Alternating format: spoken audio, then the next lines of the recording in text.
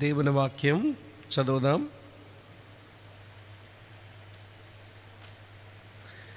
అపోస్తలుడైన పౌలు కొరింథీయులకు రాసిన మొదటి పత్రిక 16వ అధ్యాయం 13, 14 వచనాలు ఇలా ఉన్నాయి. మెలకువగా ఉండుడి, విశ్వాసమందు నిలకడగా ఉండుడి,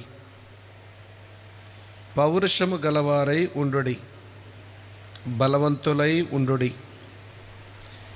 మీరు చేయు కార్యములన్నీ ప్రేమతో చేయుడి. ప్రభు ఈ వచన ధ్యానం మన ఆధ్యాత్మిక జీవితానికి ఆశీర్వాదంగా మలచి అనుగ్రహించునుగాక. క్రీస్తునందు ప్రియ సహోదర సహోదరులారా, దేవుని దాసులు డేవిడ్ రాజ్ గారు ఏర్పాటు చేసిన ఈ 2 దినాల ఈ మంచి ప్రత్యేకమైన కూడికల్లో మరి నేను కూడా ఉండి దేవుని వాక్యంతో మీకు పరిచర్య చేసే అవకాశం కలిగించిన దేవునికి, దేవుని దాసునికి, తనతో ఉన్న సంఘానికి నేను కృతజ్ఞతలు తెలియచేస్తూ, మరి ఈ స్థలంలో నేను బాగా ఎరిగిన చాలామంది దేవుని సేవకులు కనబడ్డాం. వారితో మంచి సావాస సమయం కలిగి ఉండడం గొప్ప భాగ్యంగా ఎంచి ప్రభుని స్తుతిస్తూ ఉన్నాను. మరి రాత్రి మనం ఒక గంభీరమైన సందేశాన్ని మనం విన్నాం. ప్రభునందు పరిశుద్ధపరచబడిన మనం అనుదినము పరిశుద్ధపరచబడుతూ సంపూర్ణమైన పరిశుద్ధత కొరకు మనం ఎదురు చూడవలసి ఉంది. దేవుని దాసులు ఎడ్విన్ చెల్లి గారి ద్వారా ఆ పరిశుద్ధపరచబడే ప్రక్రియ అంతా దేవుడు తన దాసుని మరుగుపరిచి మనతో మాట్లాడుతూ వచ్చారు. మరి శ్రద్ధగా దేవుని వాక్యం విన్నారు అని నేను నమ్ముతా ఉన్నాను. మరి నా వంతుగా ఈ అంశము నుంచి 3వ సందేశం ఈ దినానికి నేను చెప్పవలసి ఉంది కనుక ఆ విషయాన్ని మీతో పంచుకునేందుకు సిద్ధపడతా ఉన్నాను. రాసుకునే అలవాటు ఉన్నవారు లేఖనాన్ని సరిగా రాసుకుంటూ మరోమారు మీరు ధ్యానం చేయడానికి అనువుగా నేను క్రమబద్ధంగానే చెబుతాను. మరి రాసుకుని మీరు ఆలోచించవచ్చు, మళ్ళీ ధ్యానించవచ్చు. ఒకవేళ మళ్ళీ దేవుని మాటలు ఎవరికైనా చెప్పే ఒక ఆసక్తి మీకుంటే ఈ మాటల్లోంచి ఇంకా మీకు దేవుడు మాట్లాడిన విషయాలు కలుపుకొని మరొకరి ఎవరికైనా మీరు పంచుకోవచ్చు. నా ప్రసంగానికి కాపీరైట్లు ఉండవు, ఎందుకంటే నేనే బైబిల్లోంచి కాపీ కొట్టా. మరి బైబిల్లోంచి నేనే కాపీ కొడితే మళ్ళీ కాపీరైట్లు పెట్టడం అది అనవసరం కదా. కాబట్టి నిర్మమాటంగా అది మీకు అర్థమైతే ఇంకొకరికి ఎవరికైనా చెప్పడం అవసరం అని అనిపిస్తే అది అన్వయించుకుంటూ మీరు ఇంకొకరికి చెప్పొచ్చని నా మనవి. ఎందుకంటే నేను కూడా అన్ని స్థలాలు తిరగలేను కదా. మరి మీరు కూడా ఆ విషయాన్ని నేర్చుకుని మరొకరు చెబితే నేను ఆ ప్రాంతాన్ని వెళ్ళినట్టే లెక్కనుకుంటాను నేను. కనుక సూక్ష్మములో మోక్షం అన్నట్టు, కనుక చేసిన పని చిన్న పనిలో పెద్ద ఫలితాలు ఆలోచించే మనసది. మంచిది. ఇదివరకు విన్న వాక్య సందేశాన్ని మీ మనసులో ఉంచుకుని మరికొద్ది నిమిషాలు దేవుని మాటలు వినేందుకు ప్రేమతో మిమ్మలను ఆహ్వానిస్తూ ఉన్నాను. చిన్న ప్రార్థనతో మన ధ్యానాన్ని మనం ఆరంభిద్దాం. మా పరమ తండ్రి, మీకు స్తోత్రాలు చెల్లిస్తూ ఉన్నాం. మా కాలగతులు మీ వశములో ఉన్నాయి. ఈ స్థలములో మేము ఇలా ఉండడం, చక్కని పాటలు, చక్కని సంగీతం, చక్కని సావాసం, చక్కని సందేశాలు, ఇవన్నీ మీరు మాకు ఎంతో మూల్యం ఇంకొకరు చెల్లించగా మీరు మాకు అనుగ్రహిస్తూ ఉన్నారు. మీకు కృతజ్ఞత స్తోత్రాలు, మీకు వందనాలు చెల్లించుకుంటూ ఇప్పటి వరకు నీ దాసుని ద్వారా మా ప్రియులు ఆలకించిన ఈ సందేశపు తలంపులు వారి మనసుల్లో ఉంచుకొని మరికొద్ది నిమిషాలు నీ మాటలు వినేందుకు వారికి ఆసక్తిని పుట్టించమని, నేర్పించమని, మాట్లాడమని, వారి హృదయాల వరకు నీ మాటలు తీసుకుని పొమ్మని యేసుక్రీస్తు ప్రభువు నామములోనే స్తోత్రాలు చెల్లించి అడిగి వేడుకొని ప్రార్థిస్తున్నాము తండ్రి. Amen, amen, amen. ప్రభువునందు ప్రియ సహోదర సహోదరులారా, ఈరోజు ఉదయం విశ్వాసమందు నిలకడగా ఉండండి అని ఆరంభించి క్రైస్తవుల జీవితంలో విశ్వాసం కొరకైన ఆసక్తి, పట్టింపు ఎందుకుండాలో కొన్ని మాటలు చెప్పాను. తర్వాత మనము కలిగి ఉన్న విశ్వాసం, ముగ్గురు అపోస్తలులు మన విశ్వాసాన్ని గురించి వారు ఏం చెప్పారో అది చెప్పి కొంత వివరణ ఇచ్చాను.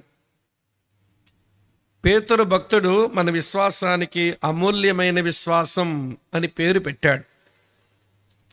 పౌలు భక్తుడు మన విశ్వాసానికి అభివృద్ధి చెందే విశ్వాసం అని అన్నాడు. యోహాను భక్తుడు మన విశ్వాసం అపజయమెరుగని విశ్వాసం అని అన్నాడు. కనుక దేవుని పిల్లలమైన మనం మన విశ్వాసాన్ని అలా ఉంచుకునేందుకు మనం తపన పడాలి. ఎందుకనంటే క్రైస్తవ విశ్వాస జీవితంలో విశ్వాసము, ప్రేమ, నిరీక్షణ ఈ మూడు చాలా ప్రాముఖ్యమని పౌలు భక్తుడు తాను రాసిన అన్ని పత్రికల్లో దాదాపు చెప్తాడు. ఈ విశ్వాసము, ప్రేమ, నిరీక్షణ అనేవి క్రైస్తవ ఇంధనం అన్నాడు. క్రిస్టియన్ ఫ్యూయల్ అన్నాడు. ఒక బండి నడవడానికి ఇంధనం ఎంత అవసరమో ఒక క్రైస్తవ సహోదరుడు, సోదరి తమ క్రైస్తవ జీవితాన్ని సజావుగా సాగించుకోవడానికి ఈ మూడు అంతే అవసరం. ఇవి చాలా ప్రాముఖ్యం. కాబట్టి ప్రియ స్నేహితులారా గమనించండి, ఈ మూడు కాలాలకు వర్తిస్తాయి. విశ్వాసం ఇది మన భూతకాలానికి సంబంధించింది, ప్రేమ ఇది మన వర్తమాన కాలానికి సంబంధించింది, నిరీక్షణ మన యొక్క భవిష్యత్ కాలానికి సంబంధించింది. ఈ మూడు కాలాల మన క్రైస్తవ జీవితం అది అర్థవంతంగా సాగాలి అంటే ఆరంభం విశ్వాసమే. కాబట్టి ఆ విశ్వాసమును గూర్చి కొన్ని మాటలు ఉదయం చెప్పాను.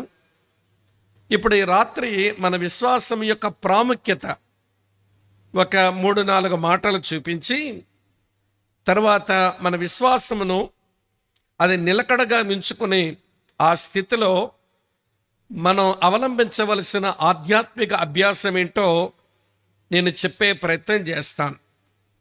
మొట్టమొదట నేను చెప్పబోయే విషయం ఏంటి అని అంటే మన విశ్వాసం యొక్క ప్రాముఖ్యత, the importance of Christian faith. క్రైస్తవ విశ్వాసం యొక్క ప్రాముఖ్యత ఏంటి, ఎందుకు ఈ విశ్వాసము గురించి మనం ఇంతగా ఆలోచించాల్సిన ఆవశ్యకత ఉంది అని అంటే మొదటి మాట ఇలా చెప్పనివ్వండి. హెబ్రీలకు రాసిన పత్రిక 11వ అధ్యాయం 6వ వచనం ప్రకారం విశ్వాసము లేకుండా మనము దేవునికి ఇష్టలము కాలేమట. విశ్వాసము లేకుండా మనం దేవునికి ఇష్టలము కాలేము. ఆ స్థలంలో ఇలా రాయబడి ఉంటుంది. హెబ్రీలకు రాసిన పత్రిక 11వ అధ్యాయం 6వ వచనం మీ కొరకు చదువుతున్నాను, దయించి చూడండి. విశ్వాసము లేకుండా దేవునికి ఇష్టుడై ఉండుట అసాధ్యం. దేవుని యొద్దకు వచ్చువాడు ఆయన ఉన్నాడనియు తన్ను వెదకు వారికి ఫలము దయచేయవాడనియు నమ్మవలెను కదా. కనుక నేను దేవుణ్ణి సంతోషపెట్టాలి, నేను దేవునికి ఇష్టమైన వ్యక్తిగా మారాలి అనేటువంటి ఆశ ఒకవేళ మన లోపల ఉంటే అందుకు కావలసింది నీ లోపల విశ్వాసం. విశ్వాసం లేకుండా మనము దేవునికి ఇష్టం కాలేము. విశ్వాసం లేకుండా దేవునిని మనం సంతోషపెట్టలేం. ఈరోజు ఉదయం జ్ఞాపకం చేశాను, ప్రియులారా, ఇశ్రాయేలీలు అనేకులు ప్రభుని వెంబడించిన, తన 12 మంది అపోస్తలులు తనను వెంబడిస్తున్న వారి యొక్క విశ్వాసం ఆయన ఆశించిన పరిణితిలో లేని కారణాన వారిని బట్టి ఆయన సంతోషించలేకపోయాడు. వారిని బట్టి ఆయన సంబరపడలేకపోయాడు. ఆయన పదే పదే వారిని గద్దిస్తూ ఉండడం ఈరోజు ఉదయం చాలా విపులంగా మీతో చెప్పాను. కానీ ఒక కనాను స్త్రీ, ఒక అన్యురాలు, ఒక రోమా శతాధిపతి, అతడు కూడా అన్యుడే కదా, వారిద్దరి యొక్క విశ్వాసము చూసినప్పుడు ప్రభు అన్న మాట, అమ్మా నీ విశ్వాసం గొప్పది అని ఆమెతో అన్నాడు. నీ విశ్వాసము గొప్పది, ఇశ్రాయేలీలలో ఎవరిలో కూడా ఇంత గొప్ప విశ్వాసం నేను చూడలేదు అని సంబరపడి ఆనందించి సువార్తలలో ప్రభు వారిద్దరిని అభినందించారు. కనుక భూమి మీద బ్రతుకుతున్న మనం దేవునికి ఇష్టలమై దేవుని సంతోషపెట్టాలి అని అనుకుంటే దానికి ఒకే ఒక మార్గం, అది నీ లోపల ఉన్న విశ్వాసం. విశ్వాసం లేకుండా నువ్వు దేవునికి ఇష్టడు, దేవుని సంతోషపెట్టే వ్యక్తివి కాలేవు అనేది ఒక పారమార్థిక సత్యం. రెండో మాట చెప్తాను, వినండి. విశ్వాసం యొక్క ప్రాముఖ్యతను గురించి మాట్లాడుతున్నాను. యోహాను సువార్త 6వ అధ్యాయం 47వ వచనం ఇలా రాసి ఉంటుంది. యోహాను 6:47, విశ్వసించువాడే నిత్య జీవము గలవాడు అని రాసి ఉంది. ఎవరైతే విశ్వాసం కలిగిన వారో వారు నిత్య జీవము కలిగిన వారు. యేసుక్రీస్తు ప్రభు భూమి మీద ఉన్నప్పుడు అన్నారు, నా మాట విని నన్ను పంపిన వాని యందు విశ్వాసముంచువాడు నిత్య జీవము గలవాడు అన్నాడు. ఒక పేజీ ముందుకు తిప్పితే యోహాను సువార్త 5:24లో ఉంటుంది ఆ మాట. నా మాట విని నన్ను పంపిన వాని యందు విశ్వాసముంచువాడు నిత్య జీవము గలవాడు అన్నాడు. కనుక ప్రియులారా, నిత్య నాశనానికి వారసులు మనమంతా. మన కులం ఏదైనా, మన జాతి ఏదైనా, మన మతం ఏదైనా, మన ప్రాంతం ఏదైనా, మనమంతా నిత్య నాశనానికి వారసులం. కానీ నిత్య నాశనానికి వారసులమైన మనలను నిత్య జీవానికి వారసులుగా అయ్యేందుకు నీ దగ్గర, నా దగ్గర, మనందరి దగ్గర కనబడవలసింది ఏంటనంటే విశ్వాసం. ఇది రెండో మాట. దేవుని సంతోషపెట్టాలన్నా కావలసింది విశ్వాసమే. దేవుడిచ్చే నిత్య జీవం పొందాలన్నా కావలసింది విశ్వాసమే. మూడో మాట మీతో చెప్తాను, వినండి. మరొక మంచి సంగతి, రోమీయులకు రాసిన పత్రిక 5వ అధ్యాయం 1వ వచనం. ఈరోజు ఒక సందర్భంలో జ్ఞాపకం చేశాను, మరోమారు దాన్ని జ్ఞాపకం చేస్తున్నాను, చూడండి. రోమీయులకు రాసిన పత్రిక 5:1లో, కాబట్టి విశ్వాస మూలమున మనము నీతిమంతులముగా తీర్చబడి. అక్క, చెల్లి, తమ్ముడన్నా వినండి, స్త్రీకి పుట్టిన నరుడు నీతిమంతుడు కాగలుగుతాడా? ఒక స్త్రీకి జన్మించిన ఒక మనుషుడు పరిశుద్ధుడు కాగలుగుతాడా అని ఒక పురాతన కాల ప్రశ్న ఒకటి ఉంది. దీన్ని ఏన్షియంట్ క్వశ్చన్ అంటారు. ఎందుకంటే ఈ బైబిల్లో మొట్టమొదటి పుస్తకం యోబు గ్రంథం కదా. ఆ యోబు గ్రంథం 25వ అధ్యాయం 4వ వచనంలో ఈ ప్రశ్న ఉంది. అందుకే ఇది పురాతన కాలపు ప్రశ్న అని అనవలసి వచ్చింది. యోబు గ్రంథం 25వ అధ్యాయం 4వ వచనం మీ కొరకు చదువుతున్నాను, వినండి. నరుడు దేవుని దృష్టికి నీతిమంతుడు ఎట్లు కాగలడు? స్త్రీకి పుట్టినవాడు ఆయన దృష్టికి ఎట్లు శుద్ధుడు కాగలడు? మనము నీతిమంతులమయ్యేదానికి ఆస్కారం లేదు. మన పరిశుద్ధ దేవుని ఎదుట మన శుద్ధులుగా కనబడడానికి అవకాశం లేదు. మరి ఎట్లా అండి? పాపులపై పుట్టితిమి, పాప పనులు చేశాము, చివరికి ప్రియులారా అపరిశుద్ధమైన జీవితం అలవాటుగా సాగిస్తున్న మనం నీతిమంతులం ఎట్లా కాగలము, శుద్ధులం ఎట్లా కాగలము అని అంటే ఈ 66 పుస్తకాల బైబిల్ గ్రంథం దానికిచ్చే జవాబేంటో తెలుసా? విశ్వాస మూలముగా నీతిమంతుడిగాను తీర్చబడవచ్చు. ప్రియులారా, సృష్టికర్త అయిన దేవుడు శరీరముతో ఈ లోకానికి వచ్చాడని, నీ పాప శాపాల గురించి ఆయన సిలువలో మృతి చెందినాడని, మృతి చెందినటువంటి ఆయన 3వ దినమని తిరిగి లేచాడని, అలా తిరిగి లేచిన ఆయన పరలోకాన్ని ఆరోహణమయ్యాడని, ఆరోహణమైన ఆయన ఒకరోజు ఏం చేయబోతున్నాడు అని ఈ సత్యాన్ని ఎవరైతే విశ్వసిస్తారో వారు నీతిమంతులుగా చేయబడతారు. గమనిస్తున్నారు కదూ, విశ్వాసం యొక్క ప్రాముఖ్యత దండి. విశ్వాసము లేకుండా నేను దేవుని సంతోషపెట్టలేను, విశ్వాసము లేకుండా నిత్య జీవానికి వారసుని కాలేను, విశ్వాసము లేకుండా నేను నీతిమంతుడిగా తీర్చబడలేను.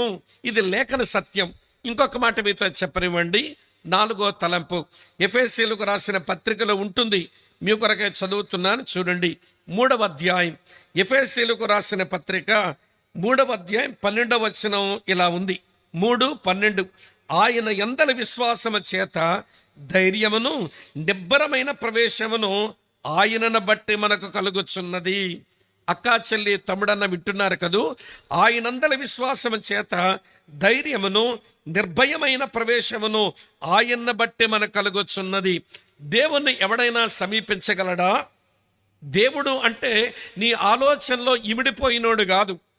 దేవుడు అంటే నువ్వు కట్టిన గుడో గోపురమో చర్చి బిల్డింగో లేకపోతే ఒక పెద్ద గోపురమో అది సరిపోతే అది దేవుడు సంబంధించింది కాదు.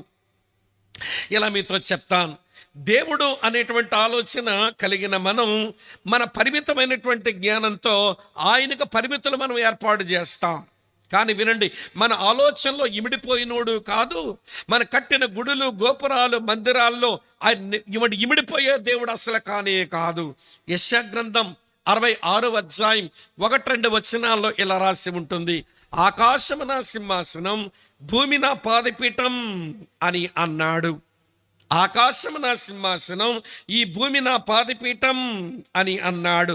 అటువంటి ఆయనను నీవు నేను మనం ఎట్లా సమీపించగలుగుతామండి? ఇంకొక మాట చెప్పనివ్వండి.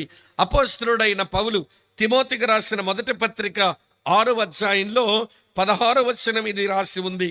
6:16 మొదటి తిమోతి, సమీపింపరాని తేజస్సులో ఆయన మాత్రమే వసించు అమరత్వము గలవాడై ఉన్నాడు. మన సమీపింపరాని మహా తేజస్సులో నివసించే అమరత్వము కలిగిన వాడు ఆయన. ఆయనను మీరు నేను ఎట్లా సమీపిస్తామని చెప్పండి? కానీ పౌలు భక్తుడు అంటున్నాడు, విశ్వాసము చేత మనము నిర్భయలమును విశ్వాసము చేత ధైర్యమును కలిగి ఆయన సన్నిధిని ప్రవేశించవచ్చట. ఆకాశము నా సింహాసనం అన్న దేవుణ్ణి, ఈ భూమి నా పాదపీఠమని సెలవిచ్చిన దేవుణ్ణి, మన సమీపింపరాని మహా తేజస్సులో వసించే అమరత్వము గల దేవుణ్ణి మీరు నేను నిర్భయంగా ధైర్యంతో ఆయన సన్నిధిని ప్రవేశించే అవకాశం మనకు దొరికింది. అందుకే విశ్వాసం చాలా ప్రాముఖ్యమైనది. అమ్మ వింటున్నారు కదూ? ఇంకొక మాట చెప్పనివ్వండి, మరొకటి జ్ఞాపకం వస్తున్నది. యాకోబు రాసిన పత్రికలో మరొక మంచి మాట ఉంది. విశ్వాసం లేకుండా మన దేవునికి ఇష్టం కాలేము, విశ్వాసము లేకుండా నిత్య జీవానికి వారసులము కాలేము, విశ్వాసము లేకుండా మనము నీతిమంతులుగా తీర్చబడలేము, విశ్వాసము లేకుండా మన దేవుని సన్నిధికి చేరుకోలేము. ఇంకొక మాట చెప్తాను. యాకోబు రాసిన పత్రిక 1వ అధ్యాయం 6వ వచనం ఇట్లుంది. యాకోబు 1:6 అయితే అతడు ఏమాత్రమున సందేహింపగా విశ్వాసము తడుగవలెను అన్నాడు. యేసు ప్రభు భూమి మీద ఉన్నప్పుడే ఇలాంటి మాట చెప్పారు. మీరు ఎప్పుడైనా ప్రార్థన చేస్తున్నప్పుడు మీరు విశ్వాసంతో అడగండి అన్నాడు. అందుకని మన ప్రార్థనలకు తాళపు చెవి ఏంటి అంటే మన విశ్వాసమే. The key of our prayers is faith. మన విశ్వాసమునకు తాళపు చెవి అది మన ప్రార్థనలకు తాళపు చెవి అది మన విశ్వాసమే. ఎంత స్పష్టంగా ఉందో చదువుతాను చూడండి. మత్తయి సువార్త 21వ అధ్యాయం ప్రియులార్ 21వ వచనం ఇలా రాసి ఉంది. మత్తయి 21:21 అందుకు యేసు, మీరు విశ్వాసము కలిగి సందేహపకుండిని ఎడల ఈ అంజూరపు చెట్టులకు జరిగిన దానిని చేయుట మాత్రమే కాక అని చాలా చెప్పినారు ఆయన. మెట్టుగా చెప్పింది ఏంటి అంటే మీరు ఎప్పుడు ప్రార్థన చేసినా విశ్వాసంతో అడగండి. మళ్ళీ 22 చూడండి ఏమన్నారు, మీరు ప్రార్థన చేయనప్పుడు వేటిని అడుగుదురో అవి దొరికినమని నమ్మిన ఎడల మీరు వాటన్నిటిని పొందుదరని వారితో చెప్పాను. అంటే మన ప్రార్థనకు తాళపచ్చం ఏంటనంటే మన విశ్వాసమే. నా ప్రియమిత్రులారా, మళ్ళీ జ్ఞాపకం చేస్తాను వినండి. విశ్వాసం లేకుండా నువ్వు దేవునికి ఇష్టాలు కాలేవు. విశ్వాసం లేకుండా నువ్వు నిత్య జీవానికి వారసుడివి కాలేవు. విశ్వాసం లేకుండా నువ్వు నీతిమంతురాలుగా చేయబడలేవు. విశ్వాసం లేకుండా నువ్వు దేవుని సంధిని ప్రవేశించలేవు. విశ్వాసం లేకుండా మన ప్రార్థనలకు జవాబు తెచ్చుకోలేము. అటువంటి ప్రాముఖ్యతను సంతరించుకున్న విశ్వాసం, దాంట్లో నిలకడగా ఉండడం అనేది మనం అభ్యాసం చేయకపోతే విశ్వాస విషయంలో ముందు బలహీనులమై, తర్వాత విశ్వాస విషయంలో మళ్ళీ చెప్తాను వినండి ప్రియులారా, బలహీనులమైనటువంటి మనం కాస్త విశ్వాస పరిత్యాగం చేసి, విశ్వాస పరిత్యాగం చేసిన వారమే కాస్త విశ్వాస భ్రష్టులమై మనం మిగిలిపోతాం. అందుకనే విశ్వాసమును గురించి దైవజనుడు ఇటువంటి హెచ్చరిక చేశాడు. ఇది మంచి వార్నింగ్, విశ్వాసమును గూర్చిన వార్నింగ్. హెబ్రీలకు రాసిన పత్రిక 3వ అధ్యాయం 12వ వచనములో ఉంటుంది. చూడండి, ఇలాంటివి అండర్లైన్ చేయండి మీ బైబిల్లో. హెబ్రీలకు రాసిన పత్రిక 3వ అధ్యాయం 12వ వచనం ఇలా ఉంది: సహోదరులారా, జీవము గల దేవుని విడిచిపోవునట్టి విశ్వాసము లేని దుష్ట హృదయం మీలో ఎవని అందైనను ఒకవేళ ఉండునేమో అని జాగ్రత్తగా చూసుకోండి. మీరు సహోదరులే, you are all brethren, praise God. మీరు సహోదరులే, కానీ జీవము గల దేవుని విడిచిపోవునట్టి విశ్వాసము లేని దుష్ట హృదయం మీలో ఎవరికైనా వచ్చేస్తుందేమో జాగ్రత్త అన్నాడు. ఎందుకింత గట్టి వార్నింగ్ చెప్పనా మీకు ప్రియులారా? మన ఆరంభంలో ఏమనుకోపోతే చెప్పనా, మన విశ్వాసం చాలా బలంగా ఉంటుంది, కానీ దాని కొనసాగింపులో నీరసం వస్తుంది. ముగింపుకు వచ్చినప్పుడు విశ్వాసం కోల్పోయి కనబడుతున్నామా అని భయమేస్తుంది అన్నమాట. ఈ రోజున క్రైస్తవులకు ఒక పేరు పెట్టచ్చు, ఏంటనంటే జవ్వల క్రైస్తవులు. జవ్వలంటే తెలుసా? దీపావళి టైంలో పైకి వదులుతారే తారాజువ్వలు, లోపల మందున్నంత వరకు సుయ్యమంటూ పైకి పోద్ది, దాని మందై అగ్నాగిపోతే కిందకు అలాగే పడిపోద్ది. అసలు విశ్వాసంలో ఆరంభంలో ఎంత తీవ్రతో చెప్పలేము. ప్రతిదానికి విశ్వాసం అంటారు, ప్రతిదానికి విశ్వాసం అంటారు, కానీ కాలక్రమేణా వీళ్ళ కాలదోషం పట్టిన తర్వాత ఆ విశ్వాస విషయంలో సన్నగిల్లిపోతుంటారు. అక్కా చెల్లి వింటున్నారా? ఆ రోజున దేమా లాంటోడు, ఆ రోజులు ఇస్కరియోతు యోధా లాంటోడు, ఈ రోజులు అలాంటి వ్యక్తిత్వం గల మనుషులు క్రైస్తవ సంఘంలో ఏ తక్కువ కాదు. అలాంటి వాళ్ళు చాలా మంది కనబడతారు. అందుకే ఈ హెబ్రీ 3:15 అంటాడు, ఆరంభమందు మీరు కలిగి ఉన్న ఆ విశ్వాసం మీరు అంతం మట్టుకు గట్టిగా చేపడితేనే మీరు క్రీస్తులో పాలివారై ఉంటారు. చూపించమంటారా మాట? హెబ్రీలకు రాసిన పత్రిక 3వ అధ్యాయం 15వ వచనంలో చివరికి వచ్చినప్పుడు చెప్తాను వినండి. 3:15 చివరి మాట, ఎలయనగా మొదట నుండి మనకున్న దృఢ విశ్వాసం అంతమ మట్టుకు గట్టిగా చేపట్టిన ఎడలని క్రీస్తులో పాలివారమయ్యుందము. ఆ రోజుల్లో నుండి ఎంత విశ్వాసమో అని చెప్పకండి, ఈ రోజుల్లో సంగతి ఏంటో చెప్పండి. కొంతమంది క్రైస్తవులు ఎట్లుంటారనంటే తాతల్లాడి మాటలు చెప్పుకొని పబ్బం గడిపేసుకుంటారు. ఆ రోజుల్లో నుండి అంటారు. ఆ రోజు సంగతి మాకెందుకు, ఈరోజు సంగతి కొంచెం చెప్పరాదా? మా దగ్గర సామెత ఉంటుందిలేండి, తాతల్నాడు నేతులు తిన్నామని ఇప్పుడు మూతుల వాసం చూడమంటే వచ్చేది నేతి కంప కాదు, పాసికంప వస్తుందిరా పాసిమహమోడా. తాతల్నాడు నేతులు తిన్నారంట, నీ నేతి కబుర్లు ఎందుకు? ఈరోజు సంగతి ఏదో చెప్పరాదా? ఒక మంచి మాట మీతో చెప్తాను వినండి. క్రైస్తవ్యానికి కొలత భూతకాలం కాదు, క్రైస్తవ్యానికి కొలత వర్తమాన కాలమే. ఆ రోజుల్లో ఎలాగున్నానో అది కాదు, ఈరోజు ఎలాగున్నావో చెప్పు.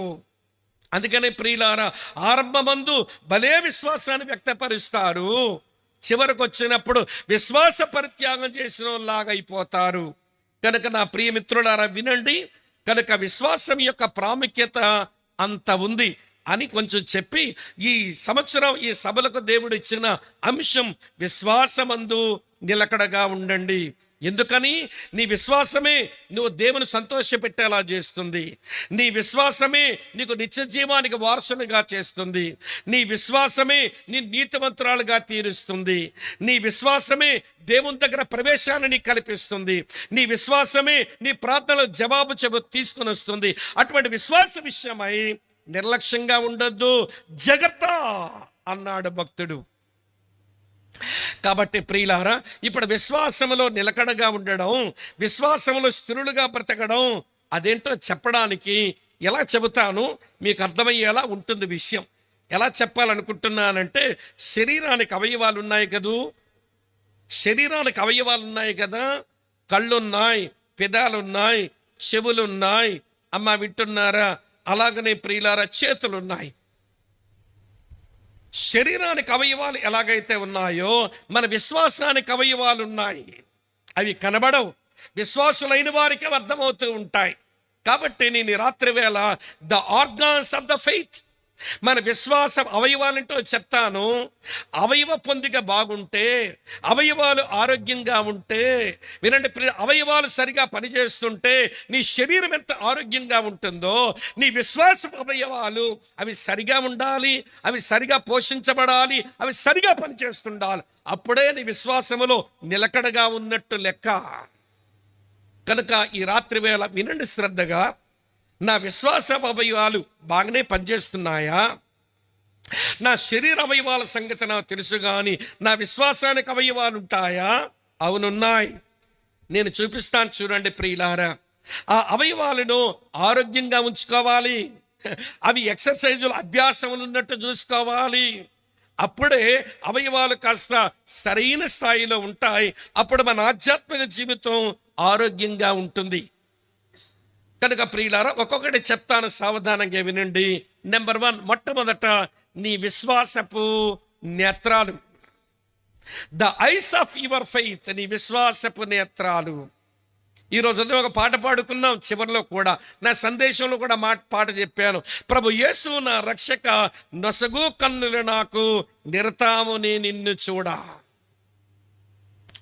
ఏ కన్నులతో చూస్తావు? ఈ బాహ్య నేత్రాల? కాదు ప్రియులారా, నీ విశ్వాసపు నేత్రాలు. ప్రియుడైన యోహాను పద్మాసు దీపంలో చూశాడు, హోరేబు కొండ దగ్గర మోషే చూశాడు, అత్యున్నతమైన సింహాసనం మీద ఉన్న నిన్ను యెషయా చూచాడు.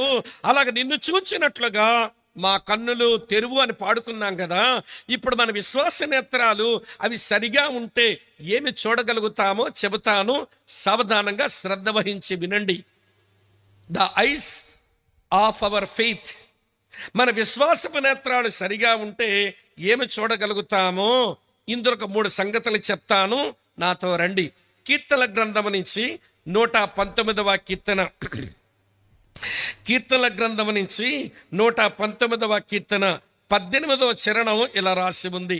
119:18, నేను నీ ధర్మశాస్త్రమనందు ఆశ్చర్యమైన సంగతులు చూచినట్లు నా కన్నులు తెరవము అన్నాడు. విశ్వాసపు నేత్రాలు తెరవబడి ఉంటే, విశ్వాసపు నేత్రాలు సరిగా చూడగలుగుతూ ఉంటే వారు దేవుని ధర్మశాస్త్రంలో ఆశ్చర్యమైన సంగతులు చూడగలుగుతారట.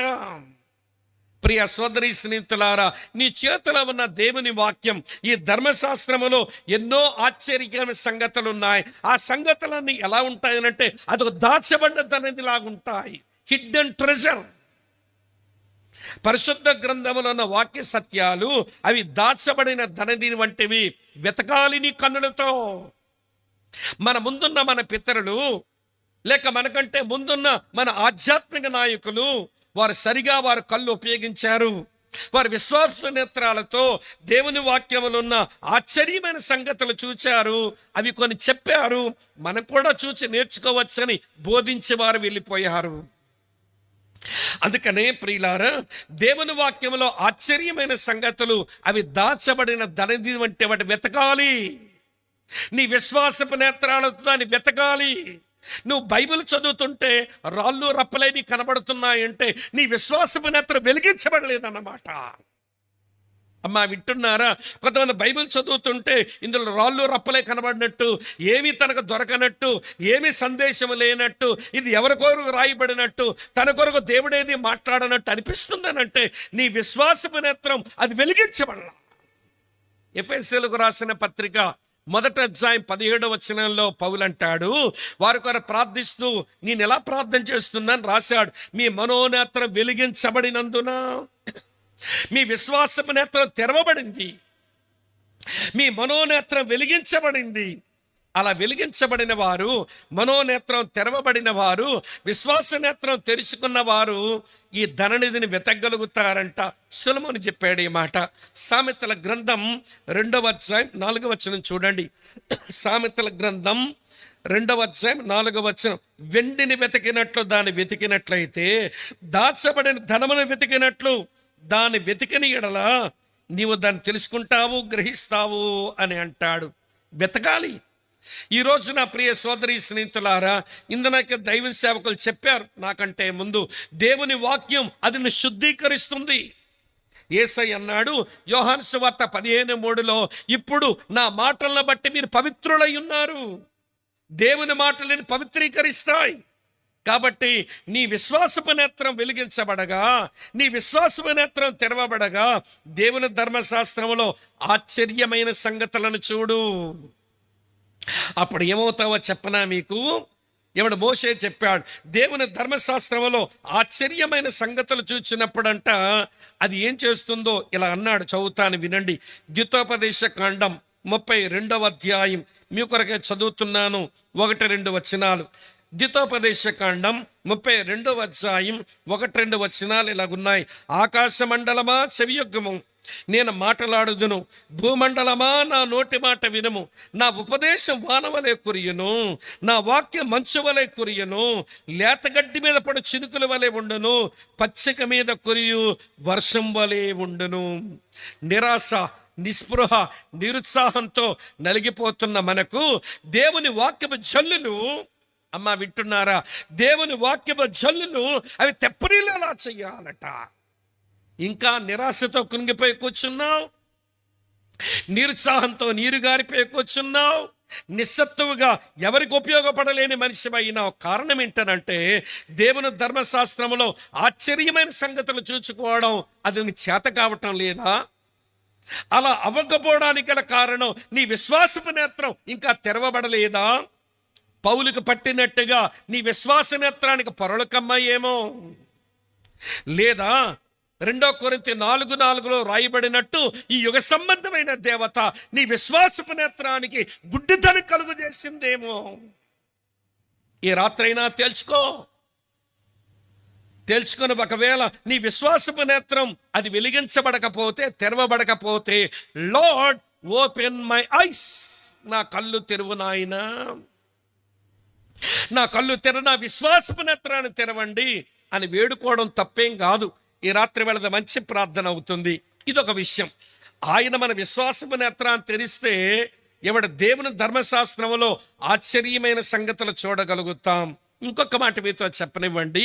34వ కీర్తన 7వ వచనంలో ఉంటుంది.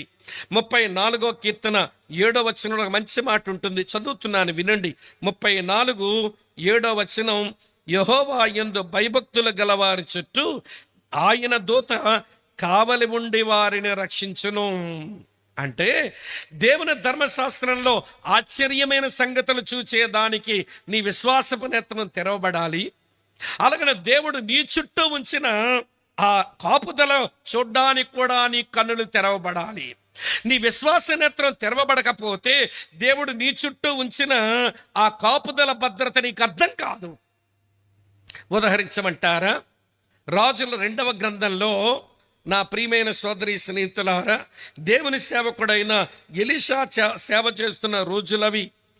రాజులు 2వ గ్రంథం 6వ అధ్యాయంలో మీరు చదవండి. ఇంటికి పోయిన తర్వాత సిరియా రాజు ప్రియులారా ఎలీషాను బంధిద్దామని సైన్యంతో వచ్చేస్తున్నాడు. ఆ సందర్భంలో ఎలీషా దగ్గర పనిచేస్తున్న పనివాడు అంటున్నాడు భయపడి, అయ్యా ఈ దైవజనుడా అని ప్రియులారు అంటాడు. గుర్రాలు, రథాలు గల సైన్యములు పట్టణాన్ని చుట్టుకుని కనబడుతున్నాయి.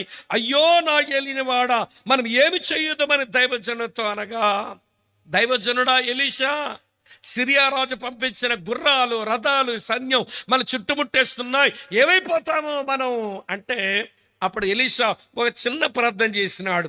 చూడండి, చదువుతాను. రాజులు 2వ గ్రంథం 6:17 ఇలా ఉంది, యెహోవా వీడు చూచినట్లు దయచేసి వీని కండ్లు తెరవమని ఎలీషా ప్రార్థన చెయ్యగా యెహోవా ఆ పనివాని కండ్లను తెరవజేసిన గనుక వాడు ఎలీషా చుట్టూను పర్వతము అగ్ని గుర్రముల చేత రథముల చేత నిండి ఉండుట వాడు చూడగలిగినాడట. దేవుని కాపుదలను చూచే కన్నులు కావాలంటే నీ విశ్వాసపు కన్నులు తెరవబడాలి. ఇప్పుడు చెప్పండి, విశ్వాసమందు నిలకడగా ఉండడం అనంటే మన విశ్వాసపు నేత్రాలు తెరవబడి ఉండాలి. అవి దేవుని ధర్మశాస్త్రంలో ఆశ్చర్యమైన సంగతులు చూడగలగాలి. అలాగే దేవుడు మన చుట్టూ ఉంచిన కాపుదల చూడగలగాలి. మీరు బీసుకుంటున్నారు, జోక్ చెప్తాను వినండి. జోక్ అంటే వాళ్ళు ఏదో అనుకునేరు, దీనికి సంబంధించింది. మా ప్రాంతాల్లో ఎవరైనా ప్రార్థన చేసుకుని బయటికి వెళ్ళినప్పుడు భలే ప్రార్థన చేస్తుంటారు. ఏది 34వ కీర్తన 7వ వచనం ఆధారంగా చేసుకుని, ప్రభువా మేము బయటికి పని మీద పోతున్నాం, నీ బంగారు దూతలను కాపలా పెట్టున్నాయని అంటారు. ఆ ప్రార్థన విన్నప్పుడంతా నా ప్రశ్న, దేవదూతలు అంటే స్పిరిట్ బీయింగ్స్ కదా, బంగారు దూతలు ఏంటి?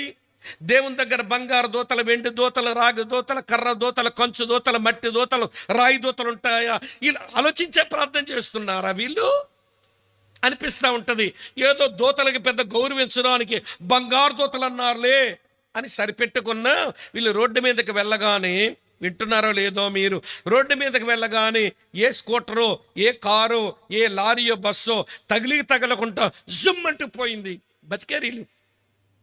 అప్పుడు వెంటనే తలపైకెత్తి, దేవా నేను ఇంట్లో అడిగొచ్చా నీ బంగారు దూతల కాపలా పెట్టమని, ఎంత చక్కగా నీ కాపుదలు ఇచ్చావు నాయన, నీకు స్తోత్రమని తలపైకి పెట్టి దేవుని స్తుతిస్తారంటే ఉత్తుతుదే ఆ పని చేయరీళ్ళు. వీళ్ళు ఏం చేస్తారో చెప్పనా, ఆ కారో, లారీయో, బస్సో, స్కూటర్ పోగానే ఎవడు తలపైకెత్తే దేవుని స్తుతులు చెల్లించరు కానీ సట్టుకున్న బొత్తా తీసి అమ్మయ్య అనుకుంటారన్నమాట. మరి ఇంటి దగ్గర నువ్వేం ప్రార్థన చేశావు? అది నీ బుర్రలో ఏమి నిలిచింది? దాన్ని బట్టి ఏమని దేవుని స్తుతించావు? ఇంతకీ గుండె మీద ఉమ్మేసుకుని దిగేసుకుంటారు చెప్పనా? గుండె మీద ఉమ్మెందుకు వేసుకున్నా చెప్పనా? అది గుద్ది నేను చావలేదు, ఇప్పుడు గుండె స్పీడ్గా కొట్టుకుంటుంది, తడెట్టకపోతే ఇప్పుడు చచ్చిపోతాను భయవీడికి. అది గుండె మీద కొద్ది తడి పెట్టేసుకుంటున్నాడు ఉమ్మితో. ఇదండి మన యొక్క నామకార్థత, ఇది మనకు ఆచారాలు, మనకు అలవాటైపోయిన భక్తి. కానీ అన్నదమ్ముల రక్కచెల్లాల వినండి, నీ విశ్వాసపు నేత్రం తెరవబడితే నీ చుట్టూ దేవుడు ఉంచిన కాపుదలను అర్థం చేసుకుని ఆయన స్తుతులు చెల్లిస్తా. విశ్వాస నేత్రం తెరవబడిన వారు దేవుని ధర్మశాస్త్రంలో ఆశ్చర్యమైన సంగతులు చూస్తారు. విశ్వాస నేత్రం తెరవబడిన వారు దేవుడు వారి చుట్టూ, వారి కుటుంబం చుట్టూ ఉంచిన కాపుదల చూడగలుగుతారు. ఇంకొక మాట చెప్తాను, 3వ మాట, యోహాను సువార్త 4వ అధ్యాయానికి రండి. మరొకటి చూడగలుగుతారు వీళ్ళు. యోహాను సువార్త 4వ అధ్యాయం సమరయ స్త్రీ వృత్తాంతములోని ఒక వచనం చదువుతాను, 35వ వచనం. యోహాను సువార్త 4:30 చూడండి. ఇంకా 4 నెలలైన తరువాత కోతకాలం వచ్చునని మీరు చెప్పుదురు కదా, ఇదిగో మీ కన్నులెత్తి పొలములు చూడండి, అవి ఇప్పుడే తెల్లబారి కోతకు వచ్చి ఉన్నవని మీతో చెప్పొచ్చున్నాను. విశ్వాసం నేత్రం తెరవబడిన వారు, అమ్మ ఆలకిస్తున్నారా, నశించు ఆత్మలను ఒక పంటగా కొయ్యాలని వారు పొలములు చూస్తారట, సువార్త అందని బీడి భూములు చూస్తారట, రక్షణ పొందని నాశనానికి వెళ్తున్న మనుషులు చూడగలుగుతారట. మనం ఈ వచనం ఆధారంగా చేసుకుని మనకంటూ పాట ఉంది కదా, భలే పాడేసుకుంటాం. ఏం పాడతాం తెలుసా అండి? ఇది కోతక సమయం, ఏం తెలియనట్టు కూర్చున్నారు, పనివారి తరుణం. చెప్పండి, ఏం చేద్దామమ్మా? తరుణమేమో పనివారిది అంటున్నావు, ప్రార్థన చేద్దామని ఆగిపోతున్నారేంటి మరి? అంటే ప్రార్థన చేద్దామని సరిపెట్టేసుకుందామా మనం? మరి పనికి ఎవడ పోతాడు? ఇది కోతక సమయం అంటున్నారు మనమే పాటలో, ఇది పనివారి తరుణం అంటున్నాం పని చేయడానికి. ప్రార్థన చేసి ఇంట్లో కూర్చుందామా? మీరు ఏమనుకోపోతే చెప్పనా, క్రైస్తవులు సాకులు చెప్పడానికి ఉపయోగించే పదం ప్రార్థన చేద్దాం బ్రదర్. ఏమి నంగనాచులో చెప్పలేం. నంగనాచంటే వేషధారులు, మళ్ళీ పశ్చిమ గోదావరి లేదు అనుకునేరు. అమ్మ వింటున్నారా? ప్రార్థన చేద్దాం అని పెట్టి సరిపెట్టేసుకుంటారు. సరే, నేనేం తప్పు పట్టడం లేదు, కానీ మన విశ్వాసపు నేత్రాలు తెరవబడితే నశించు ఆత్మలు చూస్తాం. మన విశ్వాసపు నేత్రాలు తెరవబడితే ప్రభు మన చుట్టూ ఉంచిన కాపుదల చూస్తాం. మన విశ్వాసపు నేత్రాలు తెరవబడితే దేవుని ధర్మశాస్త్రంలో ఆశ్చర్యమైన సంగతులు చూడగలుగుతాం. అప్పుడు మన కన్ను బాగుందన్నమాట. అదే విశ్వాసమందు నిలకడగా ఉండడం అంటేను. అర్థమవుతుందా? ఇది మొదటి మాట. రెండో సంగతి చెప్తాను, వినండి. మరొకటి సంగతి చెప్తాను. మనం విశ్వాసములో నిలకడగా ఉండడం అంటే, వినండి, శరీరానికి కళ్ళున్నట్టుగా మన విశ్వాసానికి కళ్ళున్నాయి. అవి ఏం చూడాలో చెప్పాను. అలాగనే శరీరానికి పెదవులున్నట్టుగా మన విశ్వాసానికి కూడా లిప్స్ ఉన్నాయి. మన విశ్వాసమును కూడా పెదవులున్నాయి. ఆ పెదవులతో చేయవలసిన పని సరిగా జరిగితే మన మూగజీవులం కాము, చాలా హెల్దీగా ఉన్నట్టే లెక్క. కనుక మన విశ్వాస పెదాలు తెరవబడితే ఏమి చేయగలుగుతాం? ఇది కొంచెం చెప్పనివ్వండి. నాతో రండి ప్రియులారు. హెబ్రీలకు రాసిన పత్రిక 13వ అధ్యాయం, ఇందులో 3 సంగతులన్నా చెప్తాను. హెబ్రీలకు రాసిన పత్రిక 13వ అధ్యాయం చదువుతున్నాను, చూడండి, 15వ వచనం. కాబట్టి ఆయన ద్వారా మనము దేవునికి ఎల్లప్పుడూ స్తుతియాగము చేయుదము, అనగా ఆయన నామమును ఒప్పుకొనుచు జివ్వ ఫలము అర్పించుదము అన్నాడు. ఈ వచనం నాకేమి నేర్పిస్తుంది అని అంటే, వినండి, మన పెదవులు తెరవబడితే, మన విశ్వాస పెదవులు తెరవబడితే, ఆ పెదవులు సరిగా పనిచేస్తూ ఉంటే మనం చేసే పని ఏంటో తెలుసా? స్తుతులు చెల్లిస్తాం, స్తుతులు చెల్లిస్తాం, ఆయన ఆరాధిస్తాం. నా ప్రియమైన సోదరి స్నేహితులారా, వినండి, ఈ రోజున స్తుతి ఆరాధన అనే పదం భలే ఫ్యాషన్ అయిపోయింది మనకు. ఉదయం ఆ మాట అన్నాను, మళ్ళీ అనవలసి వస్తుంది, ఏమనుకోకండి. నేతి బీరకాయలు నెయ్యి లేనట్టు ఈ క్రైస్తవుల ఆరాధనలో కూడా ఆరాధన కనబట్ల. ఆరాధిస్తున్నామని ఆరాధన పదమే చెప్తున్నారు. ఆరాధన, ఆరాధన, యేసు నీకే ఆరాధన, తండ్రి నీకే ఆరాధన, ఆత్మ నీకే ఆరాధన. ఇంత మీరు చేసిన ఆరాధన ఏంటో చెప్పండి నాకు. ఆరాధన అనే ఒక పనికి ఇవ్వబడిన పేరు ఆరాధన. ఆరాధన ఆరాధనని రిపీటెడ్గా మాట అంటే ఆరాధన అవుతుందా? మనకంటే మన హైందూ మిత్రులే నయమేమనిపిస్తుంది నాకు. నేను ఆ విశ్వాసం నుండి వచ్చాను గనక మేము ఆరాధించినప్పుడు, ఆ విశ్వాసం ఉన్నప్పుడు అక్కడ కొంచెం వినండి, గడ్డి పూసలు పెట్టాము, ఒక ప్రతిమను పెట్టినాము, ఒక పసుముద్ద పెట్టాము. అక్కడ ఆరాధన చేస్తున్నప్పుడు ఓం కేశవాయ స్వాహ, ఓం మాధవాయ స్వాహ, ఓం గోవింద స్వాహ, ఓం నారాయణ స్వాహ అని ఆరాధించాం. మేము ఒకే మాట పదే పదే వాడలేదే అక్కడ. దేవుడు కూడా అలాగే ఒకే పదం పదే పదే వాడమని చెప్పలేదే ఇక్కడ. వినండి, వీళ్ళు ఆరాధించడం అంటే దేవుని యొక్క ఔన్నత్యాన్ని అర్థం చేసుకుని ఆయన వ్యక్తిత్వాన్ని నీకు అర్థం కావాలి. ఆరాధించడానికి ఆయన సుగుణాలన్న నీకు అర్థం కావాలి. ఆరాధించడానికి ఆయన కార్యాలన్న నీకు అర్థం కావాలి. ఆరాధించడానికి ఆయన ప్రణాళికలన్న నీకు అర్థం కావాలి. ఈ 4గింటిలో ఏదైనా అర్థం చేసుకుని, దేవా నీవు ఇటువంటి వాడివి, నువ్వెంత గంభీరుడవో, నువ్వెంత మంచివాడవో, నువ్వెంత గొప్పవాడివో అని పొగడ్డం కదండి వర్షిప్ అంటేను. మరి ఆయన పొగడే మాట ఏమీ కనపడడం లేదు, కానీ ఆరాధన ఆరాధన ఆరాధన ఆరాధన అంటున్నారేంటి? ఇందులో ఆరాధన ఏంటో చెప్పండి. మరి అందులోనూ దేవుని ఔన్నత్యం పొగిడావా, దేవుని సుగుణాలను కొనియాడావా, దేవుని కార్యాలను బట్టి పొగిడావా, లేక దేవుని ప్రణాళికలు బట్టి మురిసిపోయావా? ఏది మురిసిపోయావని ఆరాధించావో చెప్పు. వినండి, ఒక మాట మీతో చెప్పనా?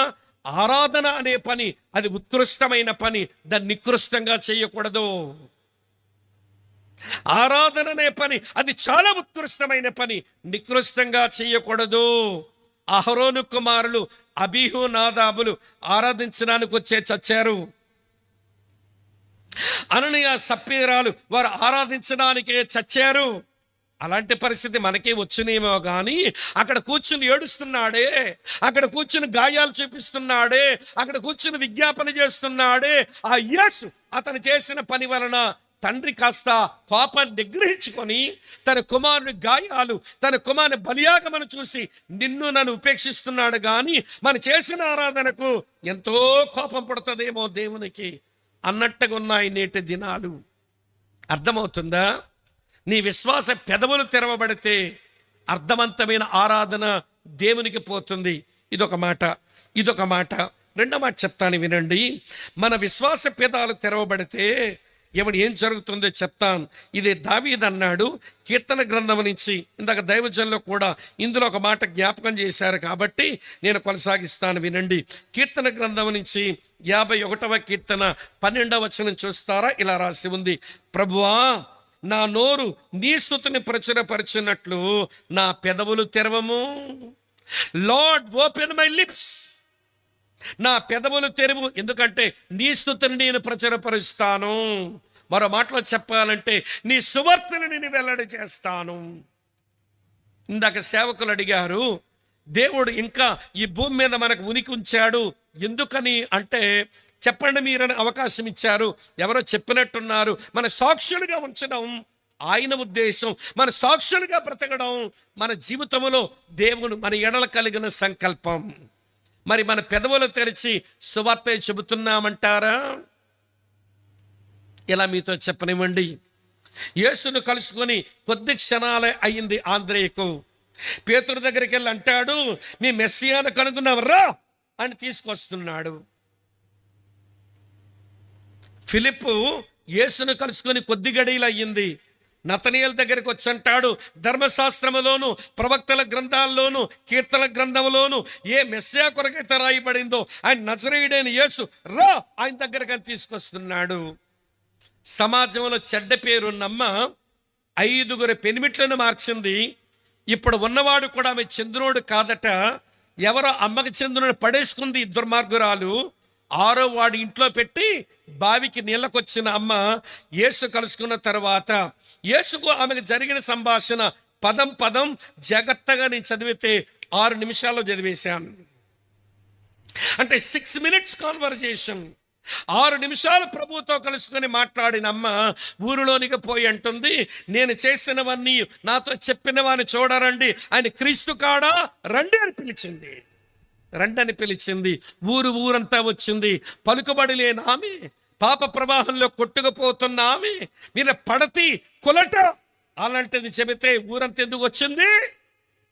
సువార్త ప్రభావం అలాంటిది. అలాంటిది చెబితే ఊరంతా పోవడం ఏంటండి? ఆవిడ మాటకి ఇంత గౌరవం ఎట్లొచ్చిందండి? అది సువార్త ప్రభావం. సువార్త ఆమెను రూపాంతరపరచగా ఆమె ఊరిలోనికి వచ్చి ప్రియులారా ఆ ప్రభావంతో సువార్త చెప్పగా ఊరంతా కదలొచ్చింది. ఇప్పుడు నిన్నొక మాట అడగనా? యేసు ప్రభు నమ్మి ఎంతకాలమైందో నీ విశ్వాస పెదవులతో, తెరవబడిన పెదవులతో సువార్త చెప్పే అలవాటు ఏదైనా ఉందంటారా? నువ్వు ఈరోజు దేవుల్లో ఉన్నావు అంటే ఎవరో వచ్చి నీకు సువార్త చెబితేనే కదా. ఈ రోజున మనం ఈ స్థలంలో ఉన్నది, మరి మనం ఇంకోలో చెప్పకపోతే ఇవ్వండి వారెట్లా రక్షణ పొందుతారు? ప్రియులారా వినండి, వినండి ఈ మాట. విశ్వాస పెదవులు అవి బాగా ఉంటే ఆయనక ఆరాధన చేస్తాము, స్తుతులు చెల్లిస్తాము, లోకానిక సువార్తను ప్రకటిస్తాము. ఇది 2వ మాట. 3వ మాట చెప్తాను రండి, అర్థమవుతుంది అనుకుంటున్నాను. మలాకి గ్రంథం 2వ అధ్యాయంలో విశ్వాస పెదాలు తెరవబడితే జరిగే ప్రక్రియ చదువుతున్నాను చూడండి. ఇలా రాసి ఉంది, చదువుతున్నాను ప్రియులారా. మలాకి గ్రంథం 2వ అధ్యాయం 7వ వచనం ఇలా ఉంది, యాజకులు సైన్యములకు అధిపతి యెహోవా దూతలు గనుక జనులు వారి నోట ధర్మశాస్త్ర విధులు నేర్చుకుందురు. అంటే చుట్టూ ఉన్న పరిశుద్ధులకు వినండి, మన విశ్వాస పెదవులతో సలహా పరిచర్య చేయాలి, క్షమాభివృద్ధి కలిగించాలి, ప్రభువుని ఆరాధించాలా పెదవులతో, పాపులు సువార్త చెప్పాలా పెదవులతో, పరిశుద్ధులుగా ఆలోచన చెప్పాలా పెదవులతో. ఇప్పుడు మిమ్మల్ని అడగనా ఈ మాట? మీ విశ్వాస పెదవులు ఉపయోగించి ఎవరికైనా సలహా పరిచర్య చేయటం వచ్చిందా? అక్రమంగా నడుచుకుంటున్నారు, బుద్ధి చెప్పావా పెదవులతో? కురుంగిపోయారు, ధైర్యపరిచావా ఈ పెదవులతో?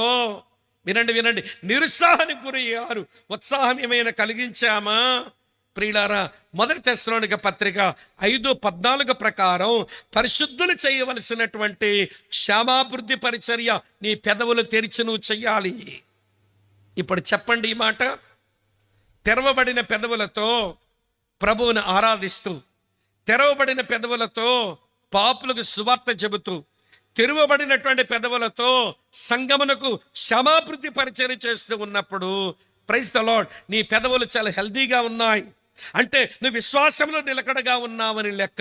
ఈ మూడింట్లో ఏది నీ దగ్గర కొరబడినా నీ యొక్క విశ్వాసంలో నిలకడగా లేదు. You are not at stable in the faith, you are not at firm in the faith. నీ విశ్వాసములో నిలకడగలిగిన మనిషివే కాదు. ఏంటండి అంత తెగేసి చెప్తున్నావు అంటారేమో. వాక్యం అంతే, మరి నేనేం చెయ్యను? నాకైనా అంతే, మీకైనా అంతే. ఇప్పుడు చెప్పండి, మన విశ్వాసపు నేత్రాలు సరిగానే చూడగలుగుతున్నాయా? మన విశ్వాస పెదవులు సరిగానే పనిచేస్తున్నాయా? అలాగైతే మనం విశ్వాసమందు నిలకడగా ఉన్నామని లెక్క.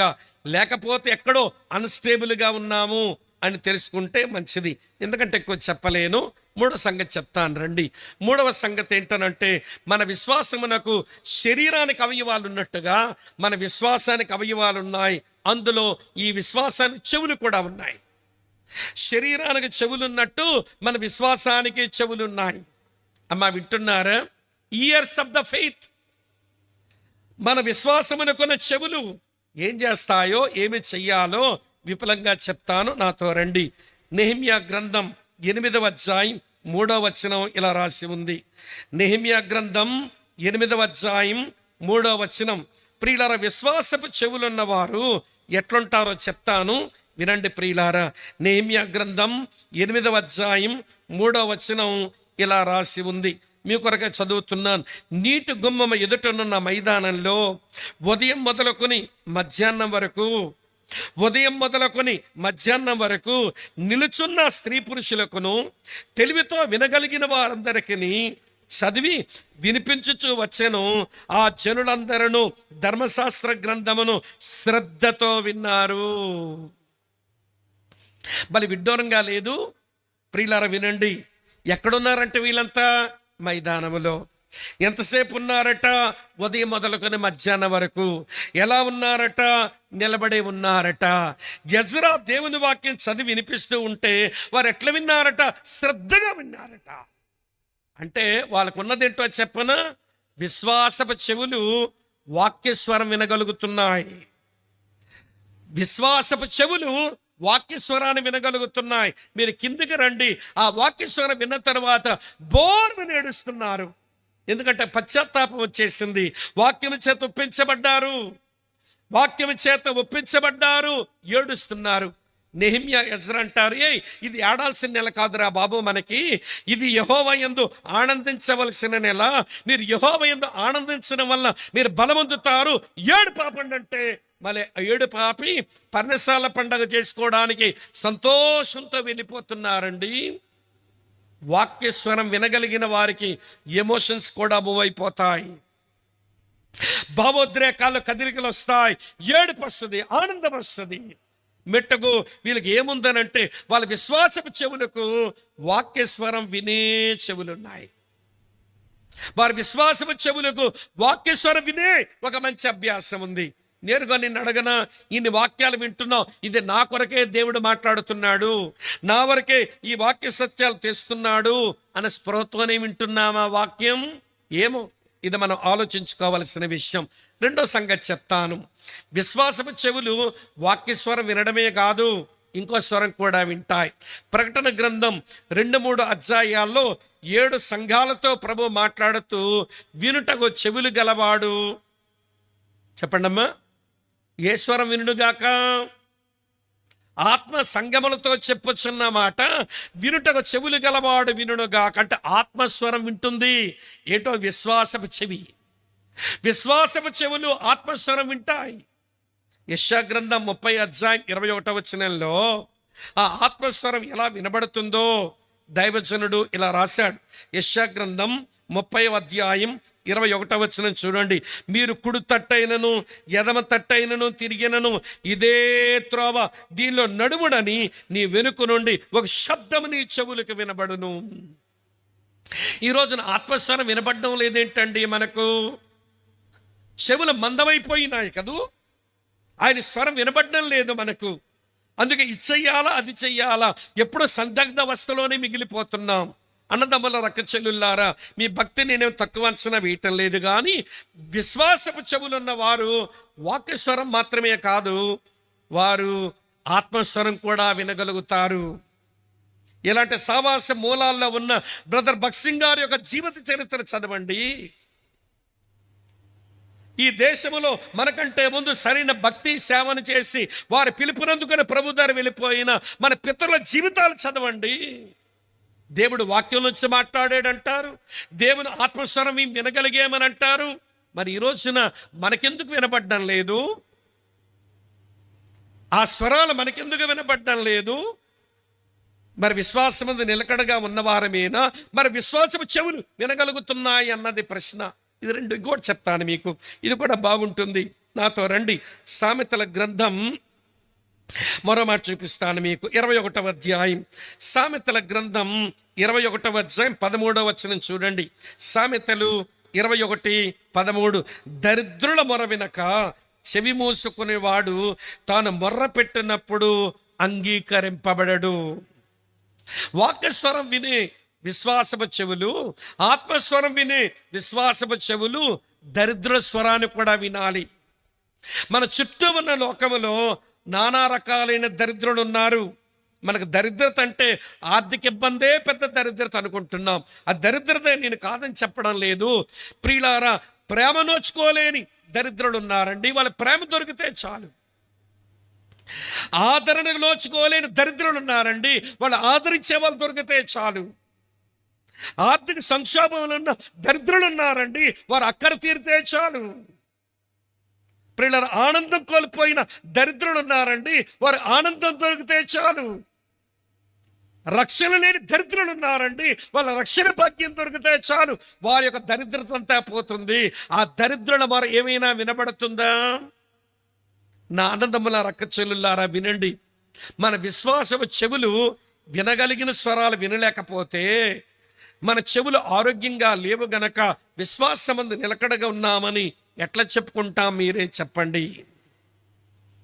విశ్వాసపు కన్నులు, విశ్వాస పెదవులు, విశ్వాసపు చెవులు అవి హెల్దీగా ఉండాలి.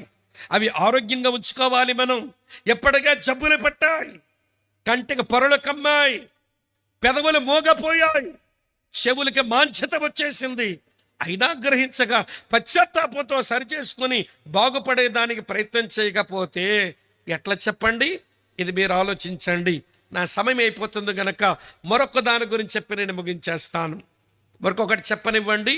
శరీరానికి అవయవాలు ఉన్నట్టుగా మన విశ్వాసానికి అవయవాలు ఉన్నాయి. విశ్వాసానికి కళ్ళు, విశ్వాసానికి పెదాలు, విశ్వాసానికి చెవులతో పాటు విశ్వాసానికి చేతులు కూడా ఉన్నాయి. హ్యాండ్స్ ఆఫ్ ఫెయిత్, విశ్వాసమునకు చేతులు. అమ్మ వింటున్నారా?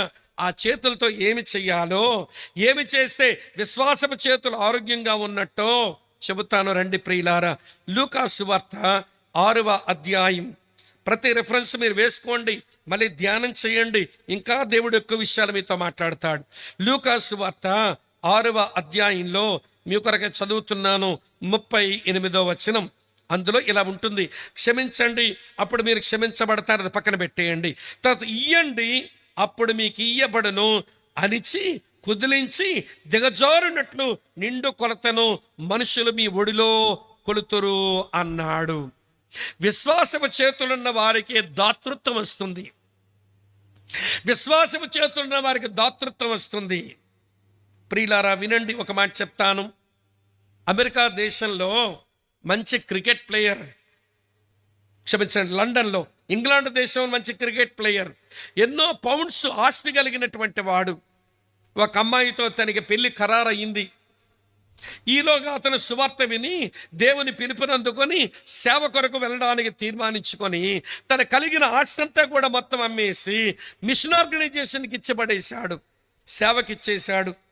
ఇచ్చేసి కొంచెం ఉంచాడు లెండి.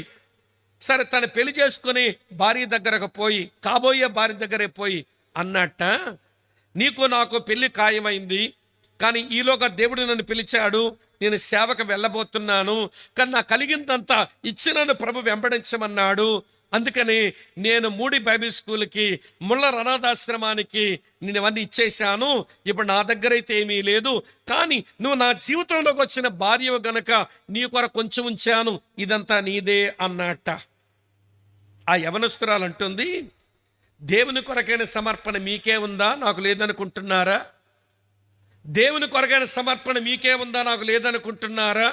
అది నాకెందుకండి, అది కూడా దేవునికి ఇచ్చినప్పుడు మిమ్మల్ని పెళ్లి చేసుకుంటానందట. అది కూడా దేవునికి ఇచ్చేసినప్పుడు పెళ్లి చేసుకుంటానందట. నా కుడి పక్కన అమ్మలక్కలందరూ ఇంత పెద్ద సమర్పణలే ఏమండి వ్యక్తపరుస్తారంటారా? నగా చాలదు, నట్రా చాలదు వీళ్ళకి. ఆ పట్టు చీరా చాలదు, ఈ పట్టు చీరా చాలదు ఈ అమ్మలక్కలకి. అలాగా ఏమంటే భర్త ఒకవేళ సేవకు వస్తే ఇలా సహకరించే మనస్తత్వం ఉంటుందంటారా చెప్పండి? సమర్పించుకున్న మనస్తత్వం ఉంటుందా చెప్పండి? కారణం ఏంటంటే విశ్వాసపు చేతులు చచ్చుబడిపోయినాయి. వాళ్ళ విశ్వాసపు చేతులకు పిరాన్సిస్ వచ్చేసింది.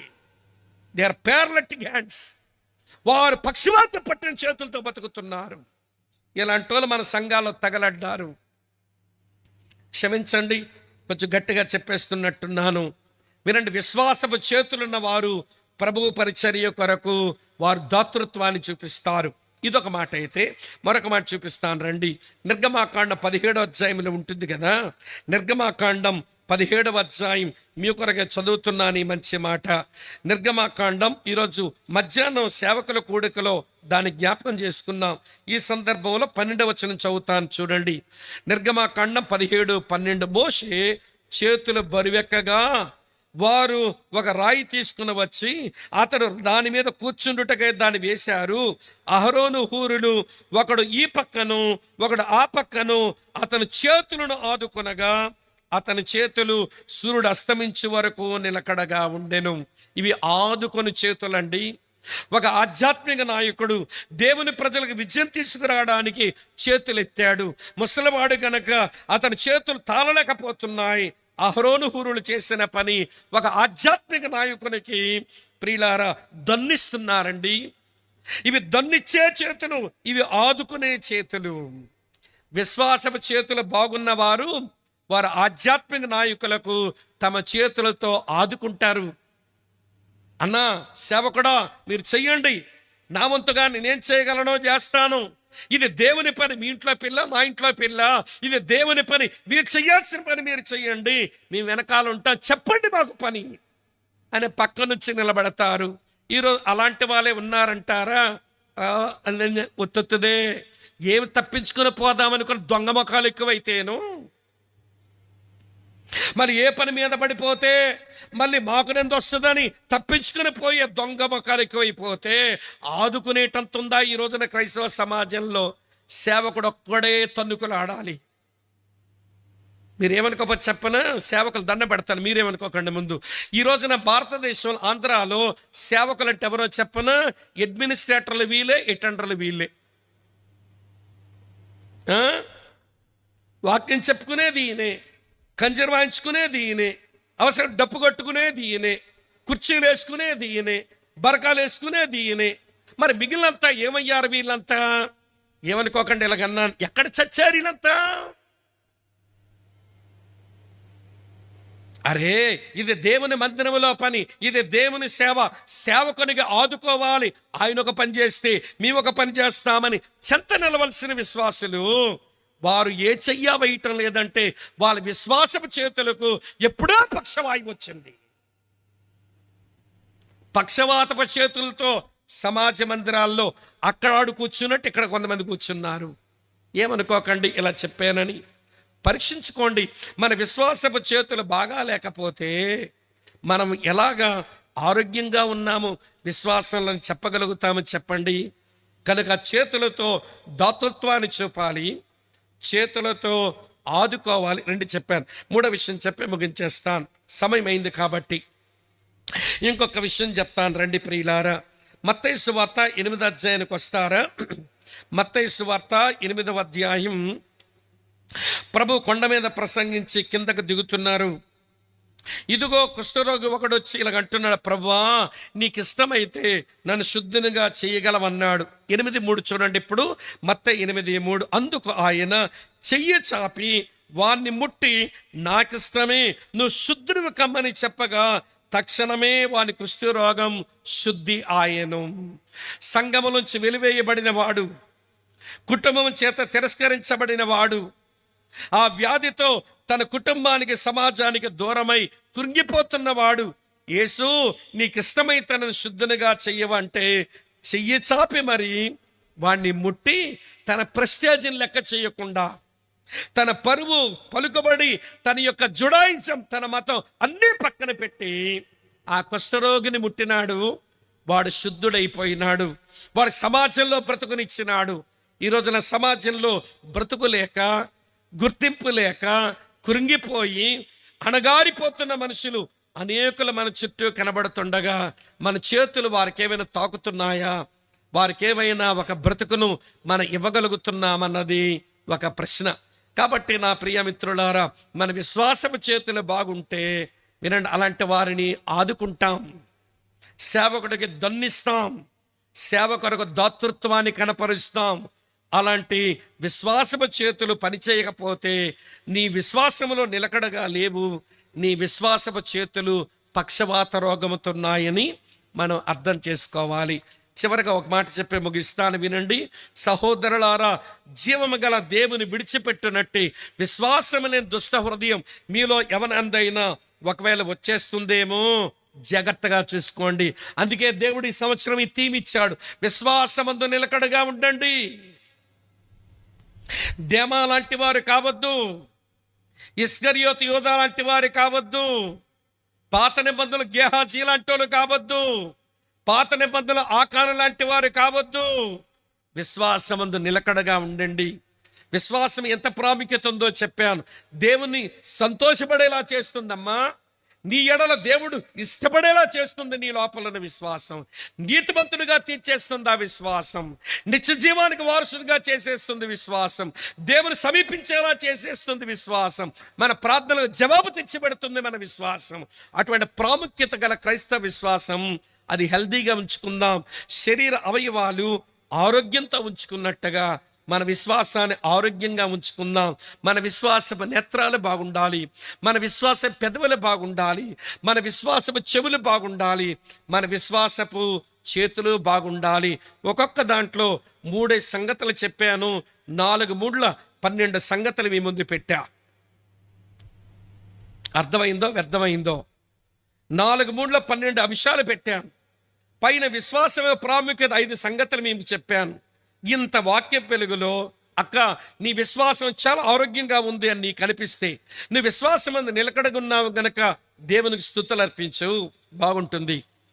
ఒకవేళ ఇన్ని విషయాల్లో నీ విశ్వాసం సరిగా లేదు అని నీకు అనిపిస్తే, ప్రభువా నీవు ఆశించినంత బాగా నా విశ్వాసమే బాగులేదు నాయనా, నన్ను క్షమించు, నా విశ్వాసమును స్వస్థపరచు, నా విశ్వాసాన్ని అభివృద్ధి పరచు, నా విశ్వాసమునకు నువ్వు పరిచర్య చెయ్యి దేవా. మెట్టకు నాలో నీవు కనుగొన్న విశ్వాసం కనబడాలి, అట్టే దీవెన నాకు ఇవ్వు అని వేడుకుందాం. తల వంచండి, కళ్ళు మూసుకోండి, ప్రార్థన చేస్తాం. ఎవరు కదలొద్దు, ఇది చాలా ప్రశస్తమైన గడియ. కళ్ళు మూసుకోండి, అలాగని వెంటనే కళ్ళు మూసుకోండి, కళ్ళు తెరవద్దు ప్లీజ్, వెంటనే కళ్ళు మూసుకోండి. ఇంత వాక్యపు వెలుగులో నీ విశ్వాసం ఎలా ఉందని నీకు అనిపిస్తుంది అనయ్య, తమ్ముడు, సేవకుడా? ఇంత వాక్యపు వెలుగులో నీ విశ్వాసం ఎలా ఉందని అనిపిస్తుంది నీకు? చెల్లెల, అక్క, అమ్మగారు, బాగుంది అనిపిస్తే స్తుతులు చెల్లించి వెళ్ళి పర్వాలేదు. లేదా సంతాపపడి పశ్చాత్తాపడి, ప్రభువా హీల్ మై ఫెయిత్, నా యొక్క విశ్వాసమును స్వస్థపరచు నాయనా, ఇంక్రీజ్ మై ఫెయిత్, నా విశ్వాసమును అభివృద్ధి పరచు నాయనా అనైనా వేడుకుందాం. మన విశ్వాసపు నేత్రాలు సరిగా చూడలేకపోతున్నాయి, మన విశ్వాస పెదాలు సరిగా పలకలేకపోతున్నాయి, మన విశ్వాసపు చెవులు సరిగా వినలేకపోతున్నాయి, మన విశ్వాసపు చేతులు సరిగా పనిచేయటం లేదు. ఆ విషయాన్ని అర్థం చేసుకుని పశ్చాత్తాపంతో, విరిగి నలిగిన హృదయంతో విశ్వాసాన్ని నిజంగా బాగు చేసుకోవాలని తపనే నీకుంటే, విశ్వాసమందు నిలకడగా ఉండండి అని బెరాకా చర్చ్ ద్వారా మనకిచ్చిన ఈ థీమ్ మనకు అర్థమైతే, నిజంగా నీ మనసులో ఆరాటం ఉంటే బ్రదర్ స్వామి విశ్వాసమును బాగు చేసుకోవాలని వచ్చా ఈ కూడికలకు దేవుడు నాతో మాట్లాడాడు, నా విశ్వాసాన్ని మెరుగు